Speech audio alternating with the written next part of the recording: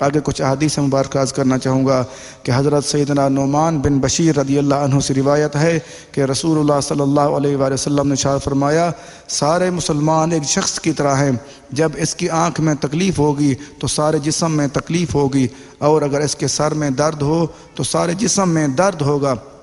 اللہ اکبر، ہمیں اس چیز پہ غور کر لینا چاہیے۔ اللہ کے نبی نے کتنا پیارا ارشاد فرما دیا، آپ فرما دیا تمام لوگ ایک جسم کی طرح ہیں، جیسے ایک شخص ہوتا ہے، ایک انسان ہوتا ہے، جب کسی جگہ پہ اس کو تکلیف ہوتی ہے پورا جسم تکلیف محسوس کرتا ہے۔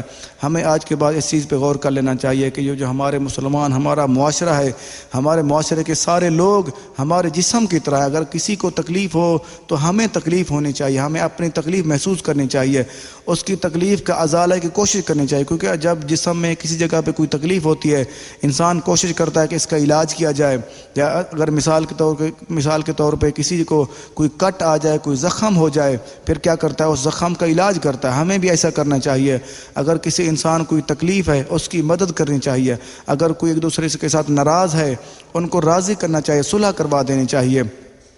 اس چیز پہ ہمیں غور کر لینا چاہیے۔ آگے فرمایا اور اس کے سر میں درد ہو، آپ نے وضاحت فرما دی اگر کسی کے سر میں درد ہو تو صرف درد تو سر میں ہوتا ہے لیکن وہ پورا جسم تکلیف محسوس کرتا ہے۔ ہمارا معاشرہ، ہمارے مسلمان بھائی بھی ایسے ہمارے لیے، اگر کسی ایک انسان کو تکلیف ہو تمام مسلمانوں کو چاہیے کہ اس کی تکلیف اپنے اندر محسوس کریں، اس کا ازالہ کریں۔ یہ مسلم شریف کتاب البر والصلاۃ کتاب والآداب باب تراحم المؤمنین صفحہ نمبر 1396، حدیث نمبر 2586۔ یہ تفسیر صراط الجنان میں بھی ہے، سورۃ حجرات کے آیت نمبر 10 کے حصے میں بھی، تفسیر میں بھی ہے۔ آگے ایک اور حدیث مبارکہ عرض کرنا چاہوں گا۔ حضرت سیدنا انس رضی اللہ عنہ سے روایت ہے کہ سرکار دو عالم صلی اللہ علیہ وآلہ وسلم نے ارشاد فرمایا جو شخص لوگوں کے درمیان صلح کرائے گا اللہ تعالیٰ اس کا معاملہ درست فرما دے گا، اور اسے ہر کلمہ بولنے پر ایک غلام آزاد کرنے کا اجر عطا فرمائے گا، اور جب وہ لوٹے گا واپس آئے گا صلح کروا کر، پھر کیا ہوگا تو اپنے پچھلے گناہوں سے مغفرت یافتہ ہو کر واپس لوٹے گا۔ سبحان اللہ۔ دیکھو اگر ہم کسی مسلمان بھائی کی صلح کروانے جاتے ہیں تو ہمیں اجر کیا ملتا ہے۔ اللہ کے نبی نے ہمیں واضح فرما دیا جو انسان صلح کروانے کے لیے جاتا ہے تو اللہ تعالیٰ اس کا معاملہ درست فرما، اس کا مطلب یہ ہے کہ اس کے معاملات، اس کے حالات درست ہو جاتے ہیں، کیونکہ اللہ تعالیٰ کے ہاتھ میں ہے ہمارے حالات ٹھیک کرنا اور بہتر کرنا۔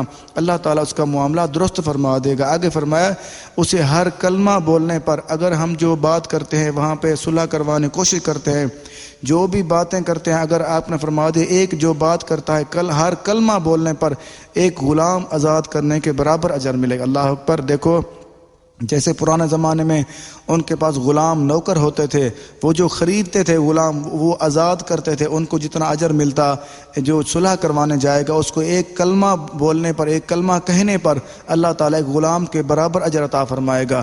آگے کیا فرمایا؟ آگے فرمایا اور جب وہ صلح کروا کے واپس آئے گا، اگر صلح ہو یا نہ ہو، جو انسان اللہ تعالیٰ کی رضا کے لیے صلح کروانے جائے جتنی باتیں کرے گا، اگر صلح ہوگی یا نہیں ہوگی پھر کیا ہوگا؟ اللہ تعالیٰ اس کو ایک کلمہ بولنے پر اجر عطا فرمائے گا۔ دوسرا کیا ہے؟ اپنے پچھلے گناہوں سے مغفرت یافتہ ہو کر واپس لوٹے گا۔ سبحان اللہ۔